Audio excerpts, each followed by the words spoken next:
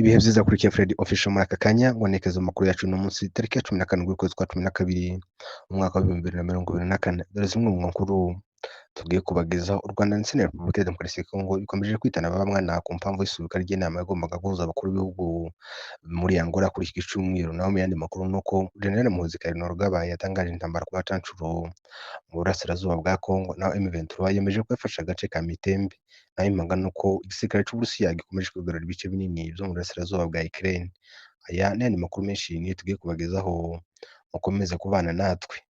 Amakuru aravuga ko u Rwanda ndetse na Kongo bikomeje kwitana ba mwana ku mpamvu y'isubikwa ry'inama yagombaga guhuza abakuru b'ibihugu zombi i Rwanda muri Angola kuri iki cyumweru. Impamvu nyamukuru ni ingingo irebana n'ubusabe bw'uko Kongo yaje mu biganiro n'umutwe wa M23 uyirwanya. Mu kiganiro n'ijwi ry'Amerika, Minisitiri w'Ububanyi n'Amahanga Olivier Nduhungirehe avuga ko impande zombi ku rwego rw'abaminisitiri zari zaganiriye kuri iyi ngingo, ariko ku munota wa nyuma Kongo ihitamo kwanga kwemera kuja mu biganiro na M23. Avuga ko izo arizo zabaye intandaro y'u Rwanda gusaba ko inama yagombaga guhuza abakuru b'ibihugu isubikwa. Ku ruhande rwa Kongo, ibinyujije ku muyobozi w'agashami gashinzwe itumanaho mu biro vya perezida wa Kongo Eric Nyindu, yavuze ko u Rwanda rwo rubuza inzira y'amahoro kugerwaho.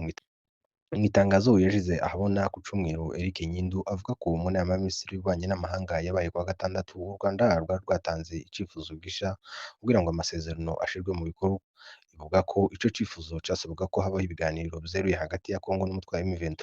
Kongo ivuga ko ari uw'iterabwoba. Aha Kongo ivuga ko ubusabe bw'u Rwanda ari inzitizi rwashizeho nkana kandi ari imbogamizi ikomeye ibangamira umuhati wa Angola watangijwe n'ubumwe bwa Afurika ndetse ushigikirwa n'akanama k'umutekano k'umuryango w'abibumbye ONU kuva mu kwezi kwa karindwi umwaka w'ibihumbi bibiri na mirongo ibiri na kabiri. Ikindi Kongo yumvikanisha ni uko gusubikwa kw'iyi nama kwabaye ku munota wa nyuma bitandukanye n'ibindi biganiro vyabanjirije. Kuri iyi ngingo, Kongo isobanura ko u Rwanda rwongeye kugaragaza ko rushigikiye vyimazeyo umutwe wa M23 kandi ko rufite imyitwarire idahwitse ibangamira amahoro ndetse ikoma mu nkokora intambwe ikomeye imaze guterwa, harimo gushira umukono ku mugambi wo kurandura umutwe wa FDLR. Mu itangazo, Kongo ishimira umuhate wa Perezida Joao Lourenco wa Angola mu buhuza bw'ibihugu zombi vy'u Rwanda ndetse na Kongo. Kubw'ivyo igasaba umuryango mpuzamahanga kureba ingaruka muri ibi bise kunanirwa gufata ingamba zitajenjetse mu guhangana n'imyitwarire y'u Rwanda.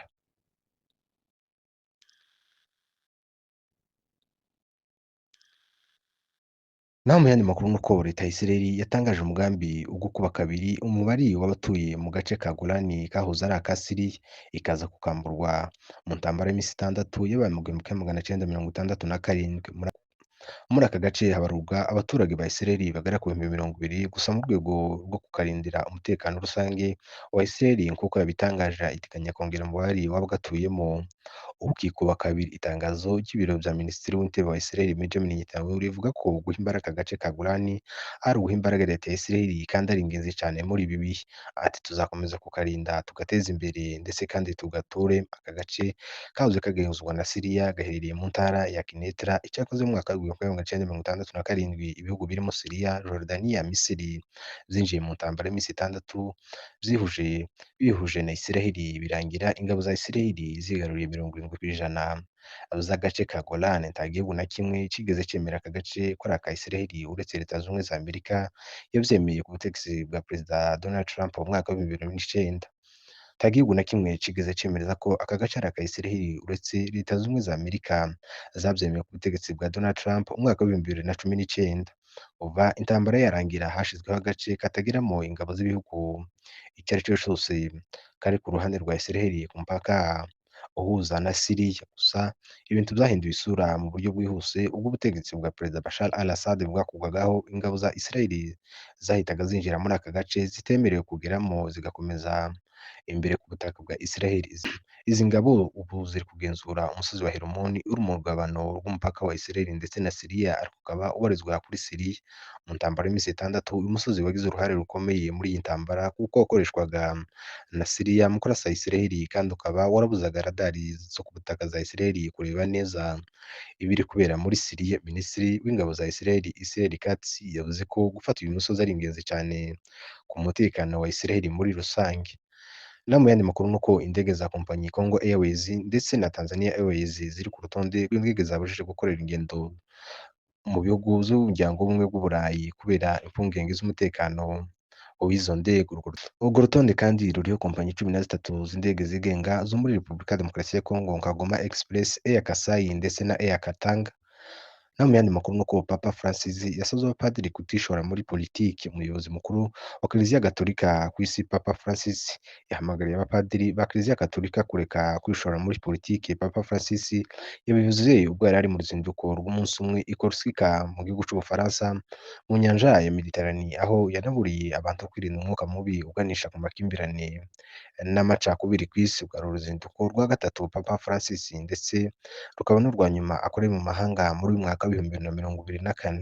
Naho mu yandi makuru nuko umugaba mukuru w'ingabo za Uganda Muhoozi Kainerugaba yatangaje ko azatanga mu yandi makuru nuko umugaba mukuru w'ingabo za Uganda Muhoozi Kainerugaba yatangaje ko azatanga itegeko bitarenze ku itariki ya 2 ukwezi kwa mbere umwaka w'2025 ingabo ze zikarasa abacancuro bose babarizwa mu burasirazuba bwa Repubulika ya Demokarasi ya Kongo mu bice bigenzurwa n'ingabo za Uganda. Naho mu yandi makuru nuko kuri uyu wa mbere abavugizi b'umutwe wa AFC M23 Bwana Kanyuka akaba umuvugizi wa politiki ndetse na Willy Ngoma akaba umuvugizi wa gisirikare bemeje ko bafashe agace ka Mitembe mu ntambara bakomeje guhanganamo n'ingabo za FARDC ndetse na FDLR ndetse n'abandi bafatanyabikorwa bayo. Aya ni makuru twari twabateguriye, mwakoze gufata umwanya wanyu mukadukurikira ibiganiro byacu nakagaruka. Ciao ciao. Ikindi kandi turasaba gukora subscribe kugira ngo amakuru yacu azakomeza abagereho vuba.